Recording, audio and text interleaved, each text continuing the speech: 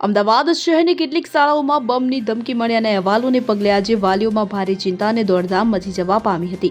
અનેક વાલીઓને શાળાઓ તરફથી મેસેજ મળ્યા હતા કે તેઓ તેમના બાળકોને વહેલા ઘરે લઈ જાય, જેના કારણે સ્કૂલો બહાર વાલીઓની ભીડ જામી હતી.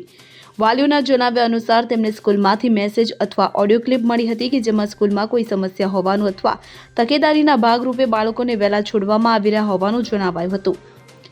સાવચેતીના પગલે શાળાઓએ નિયત સમય કરતાં વહેલા રજા આપી દીધી હતી. જો કે રાહતના સમાચાર એ છે કે તમામ બાળકો સુરક્ષિત છે. સંવેદનશીલ પરિસ્થિતિ વચ્ચે અમદાવાદ શહેર પોલીસે નાગરિકોને ગભરાવવાને બદલે સતર્ક રહેવા અપીલ કરી છે.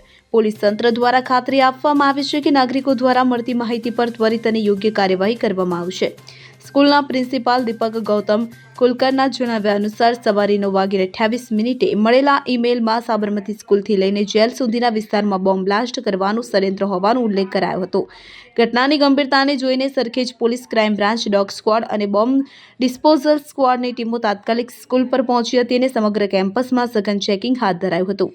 સાવચેતીના ભાગરૂપે વિદ્યાર્થીઓને ક્લાસરૂમમાંથી બહાર કાઢી સ્કૂલના ગાર્ડન એરિયામાં સુરક્ષિત ખસેડવામાં આવ્યા હતા.